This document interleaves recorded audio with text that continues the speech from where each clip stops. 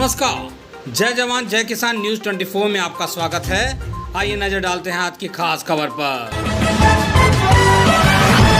RS public school Chhimara road Partapur Jaswant Nagar Etawah में स्थित है। कॉलेज के प्रिंसिपल प्रशांत यादव जी से संपादक कुमार गौरव ने की खास मुलाकात।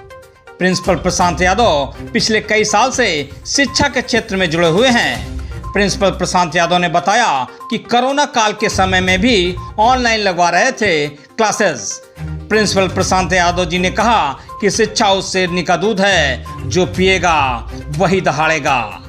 कॉलेज के प्रिंसिपल प्रशांत यादव ने कहा कि अपने जीवन में सिर्फ शिक्षा को आगे बढ़ाने के लिए हमने ये कदम उठाया है।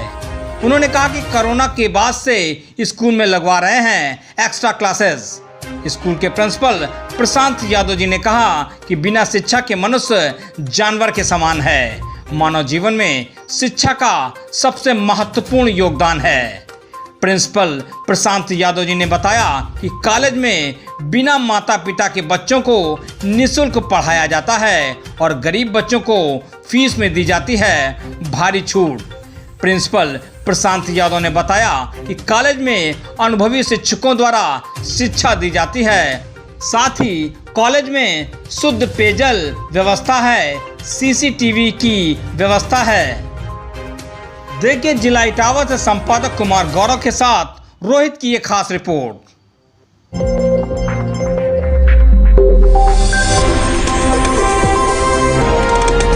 नगर अभी जहाँ बैठा हूँ उस विद्यालय का नाम है आरएस मेमोरियल पब्लिक स्कूल। हमारे साथ बात करने के लिए उपस्थित है यहाँ से प्रिंसिपल साहब प्रशांत यादव जी। जानने का प्रयास करता हूँ क्योंकि 2 साल कोविड का समय रहा था।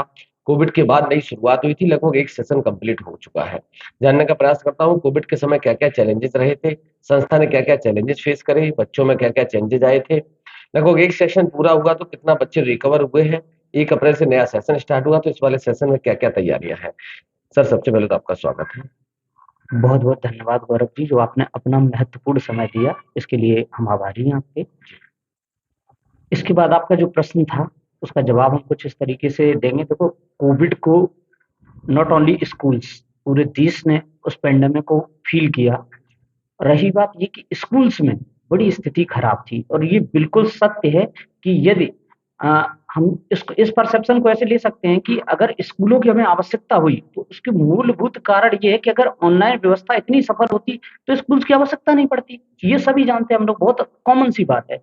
और जब उसके बाद एक सडनली पेंडेमिक आया तो चीजें बंद हो गई और बच्चे जितना अच्छे बेहतर स्कूल में सीख सकते हैं घर पे कभी नहीं सीख सकते, ये बात हम सब जानते हैं। तो चीजें बहुत हद तक नॉट ओनली फॉर मी, मेरे विद्यालय ने नहीं, सारे विद्यालयों ने बहुत अच्छी कोशिश की।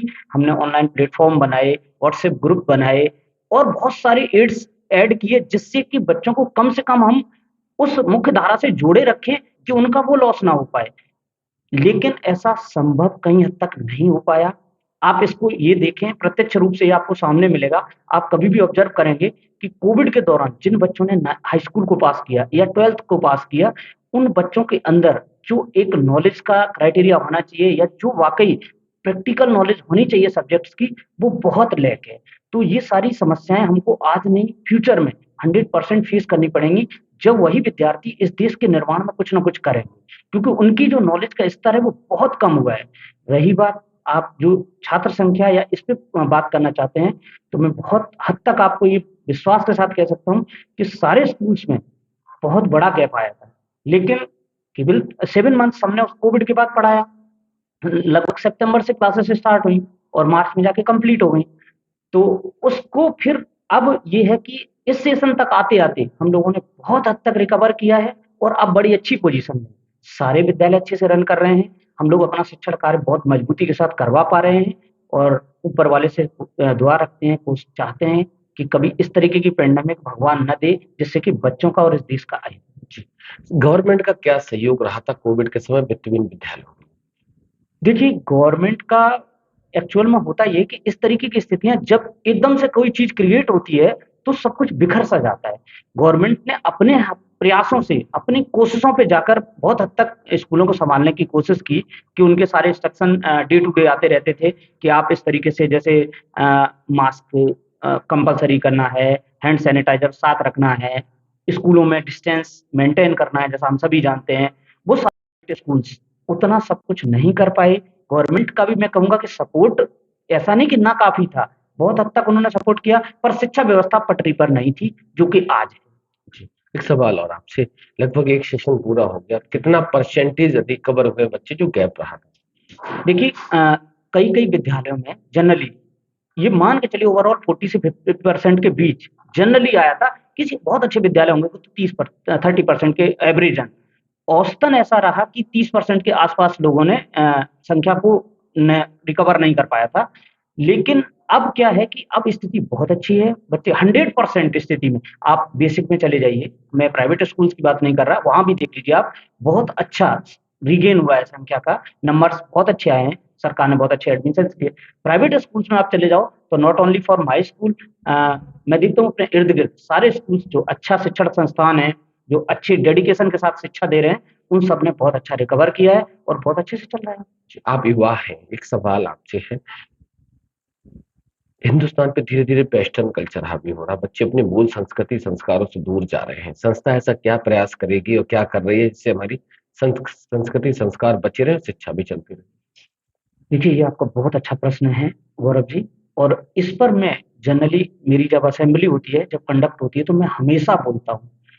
और मेरा विद्यालय सीबीएसई पैटर्न पे ही चलता है, पूरी तरीके से हम लोग इंग्लिश माध्यम से ही, इंग्लिश मीडियम से ही पढ़ाई करवा रहे हैं। जो आपका प्रश्न है वो इसलिए बहुत अच्छा है कि आज जो हमारे साथ जितनी भी समस्याएँ हम फेस कर रहे हैं, वो सारी की सारी वेस्टर्न कल्चर से कहीं न कहीं कोरिलेट कर जाती हैं। सेकेंडरी में इस पे ये बोलना चाहूँगा, मैंने हमेशा बोला है, जैसा कि अभी हमारी आपकी जब ऑफलाइन बात हो रही थी, तो मैं इसमें ज़िक्र भी कर रहा था कि कभी भी हमें नहीं भूलना चाहिए कि हमारा जन्म भारत में हुआ है। हम एक भारतवासी पहले हैं, उसके बाद कुछ और। जहाँ हम ये समझने लग जाते हैं कि नहीं, हम अपना लेवल इतना बढ़ा लेते हैं कि हम वेस्टर्न कंट्रीज़ या जो भी ऐसी अमेरिका या किसी ऐसी कंट्री से तुलना करने लग जाते हैं, जो हमारे लिए बहुत खतरनाक चीज़ें हैं। हमारे देश की संस्कृति अलग है, हमारे देश का कल्चर अलग है, हमारा एनवायरनमेंट अलग है। अगर हम अपने एनवायरनमेंट के साथ सामंजस्य बिठा के और अपनी चीज़ों को कोरिलेट करके बढ़ेंगे, भई हम अपनी आने वाली पीढ़ी को क्या दे रहे हैं? आप ये सोचिए, भई हम एक पेरेंट्स हैं, मेरे भी बच्चे हैं, मेरे भी माता-पिता हैं। अगर हम इतने वेस्टर्न हो जाएँगे, इतने आगे बढ़ जाएँगे कि हम अपने से बड़ों का सम्मान करना भूल जाएँगे। हमारे ड्रेसेस ऐसे हो जाएँगे, मैं किसी के व्यक्तिगत कटाक्ष नहीं कर रहा कि आप ऐसा ड्रेस कोड पहनिए, लेकिन हम भारत में जन्मे हैं, तो आपका ड्रेस कोड, आपके बोलने का तरीका, आपके रहने का तरीका, आपके अपने बड़ों का आदर करना, ये महत्वपूर्ण चीज़ें हमारे जीवन का अंग है। एजुकेशन तभी सफल है, शिक्षण सही मायनों में तभी सफल है, जब आप कितने सभ्य और संस्कारी हैं। ये भारत देश में तो नितांत आवश्यक है। 100% कोई भी बच्चा हो, कोई भी पेरेंट्स हो, हमारा देश हमारी संस्कृति से चलता है और मुझे कभी भी इसको मिटने नहीं देना है।